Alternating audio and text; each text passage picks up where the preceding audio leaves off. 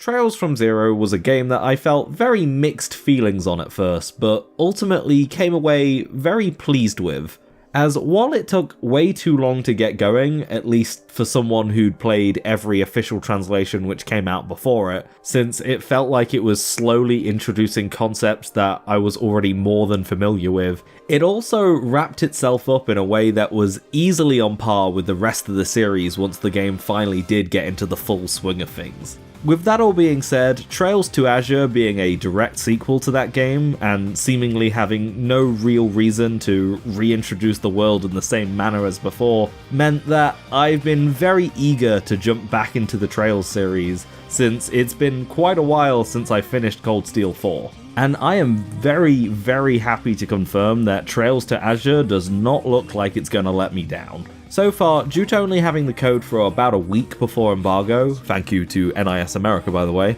I've only gotten as far as Chapter 2, putting roughly about 15 hours into the game, but between some familiar faces as well as mechanics that I was very surprised to see started here, I've been really enjoying Azure, and I'm just really glad that I waited for the official release. The game begins roughly about 6 months after the ending of Trails from Zero, and actually, before we go any further, one quick PSA that I'd like to make is that I want to bring to the attention of any fans who are playing Azure for the first time the existence of the Trails to Azure Road to the Future drama CD. It's a fairly small 1-hour radio drama that ties Trails from Zero directly to Trails to Azure, and does a really good job just setting you up for the sequel, as it explains why the SSS is split up across Crossbell and Zemuria in the beginning. I wouldn't say that it's essential reading, but it does expand on various aspects of each character's motivations, where the game will kind of skim over them a little bit. And if you're watching this video before release, it'll be a good way to prepare yourself for your playthrough. And while it is Japanese only, it has been translated along with various other Trails drama CDs and is available to watch on YouTube in a sort of visual novel format that is a very approachable way to enjoy it. With that out of the way, the game actually starts with a very weird collection of characters, especially considering Zero's party rarely had anyone other than the main four. This consisting of Lloyd, Noel, Detective Dudley, and Adult Reen, and actually takes place in Calvard, tying up one of the loose ends involving the DG cult. And it's here where, despite only being 10 to 15 levels above you, Dudley and Arios really show off just how much stronger than you they are. Granted, this is mainly to show off the newest mechanic that Azure introduces, which Cold Steel fans will be all familiar with, being the Master Quartz system. Essentially, the Trails series' pseudo-job/class system. Each Master Quartz, like the Cold Steel games, will grant whoever has them equipped a combination of stat boosts, passives, and spells that will get stronger and more plentiful as they level up, allowing for each party member to either cover their weaknesses or optimize their niche, really helping free up the build potential for everybody in your party. But what makes Master Quartz so interesting here is that it's running in tandem with the old Quartz system from the Sky Trilogy and Trails from Zero, opposed to the more reworked and simplified version of it in the Cold Steel games. Meaning that while this is the introduction to the mechanic,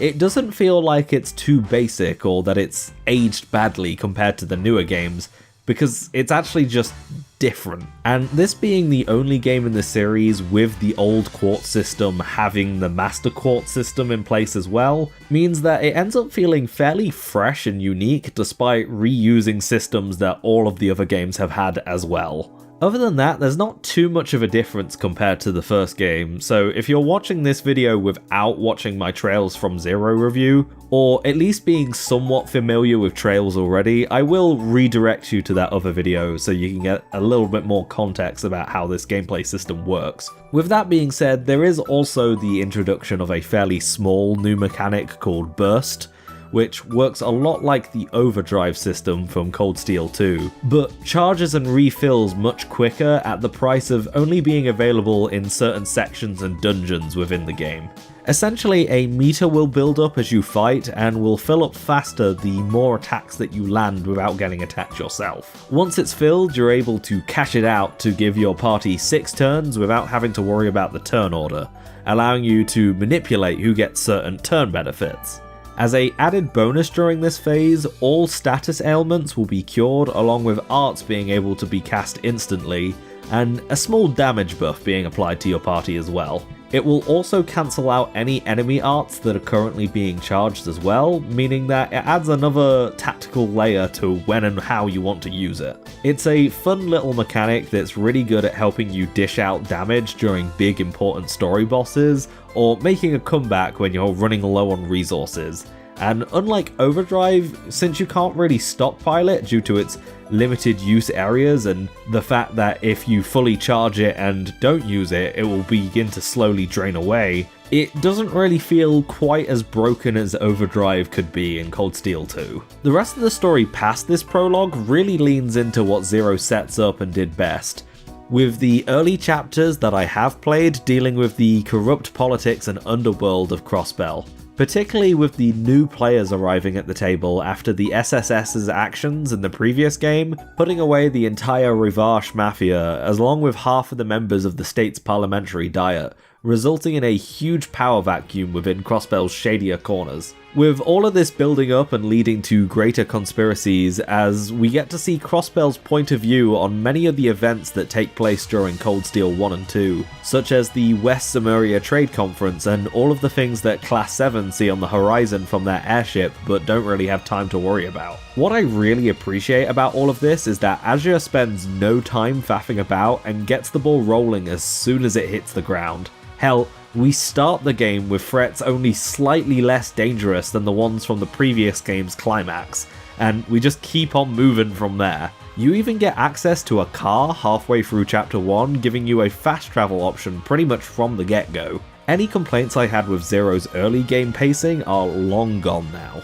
as the only introductory period the game has is reintroducing the members of the SSS, which brings me on to the Special Support Section's 2 newest members, those being Noelle, cut out the middleman, let me just date the hat, Seeker, and Wazzy, sometimes it takes a man to be best girl, Hemisphere, who both fill out the party before Tio and Randy can return. These 2 are very fun additions to the group, giving us a cute, down-to-earth but very bullyable tomboy, and a outrageous flirt who has way too many connections for who he seems to claim to be. And considering their moments of screen time and guest positions in the party for brief sections in the first game, they fit into the group very naturally and end up having really good chemistry with the rest of the crew, especially with each other. And moreover, having a party that's bigger than just 4 characters means that there's a lot more actual customization with who you bring into battle. Also, since Noelle and her sister are both cops now, I'd personally like to confess to 30 plus years of tax evasion that I am very guilty of, and yes, I am resisting arrest and you should absolutely use excessive force. Putting all of that degeneracy to one side, I would also like to talk about the new port. The work done by PH3 and Durante is stellar as usual, and since my review of Zero, they've even patched in some fancy water effects as a nice little bonus that appear here as well in both the Switch and PC versions. Like before, the PS4 port is sadly a little bit underwhelming thanks to Falcom being a little bit too prideful in the version that they made and not wanting people to tamper with it, which is a shame, but ultimately there's not really anything we can do, sadly. But if you've really got no other option, then the PS4 version is still perfectly playable and still has all of those little Kai additions that I think show a lot better here compared to Zero, with the likes of Toa and Yuna showing up this time round, really helping to connect the series to Cold Steel a little bit better, and that's really appreciated. I still think overall I have a slight leaning preference towards the way that the Geofront fan translation port handles its sprites and portraits,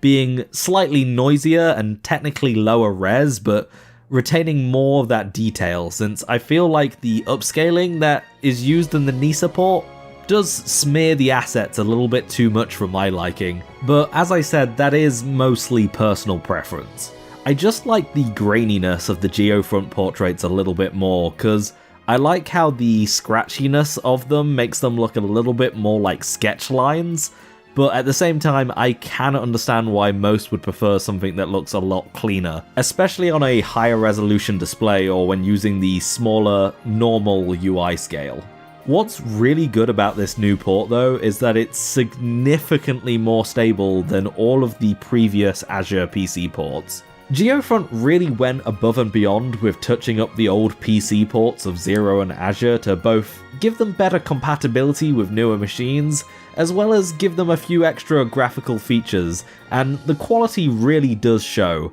Unfortunately, unlike the old Zero PC port, the old Azure PC port wasn't developed in-house at Falcom and was instead completely outsourced to the Chinese publisher Joyland at the time. And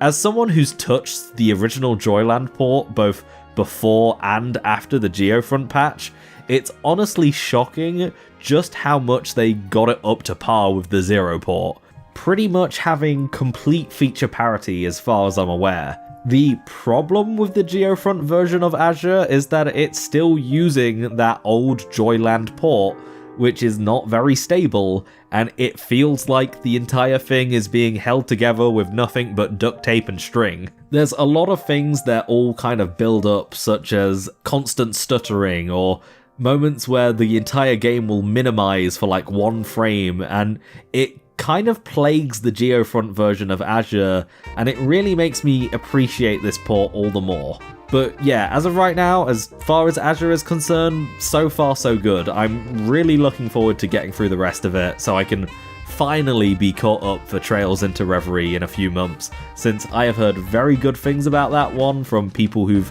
played ahead of the official translations, and with that new Kuro no Kiseki PC port dropping, I am so fucking ready to move forward with this series. Speaking of which, that Durante PH3 Kuro port is actually really good, by the way. I did have a little bit of trouble reading all of the options and the graphic settings, but as far as I could tell, having everything set to high, not max, I could have the game running at 1440p at around about 40 to 45 frames per second, which is significantly better than what I could get Cold Steel 4 running at. I think that the new in-house engine that Falcom developed is a lot higher quality than the old one that they've been using for the Cold Steel games for all this time. And it really does show, because not only does it look a lot nicer, it seems to be a lot better optimized, and because of that, the PC port is a lot better optimized as well. If anybody is interested, then comment down below and I'll see if I can do a port report on the Kuro PC port after I've done the East 9 PS5 one.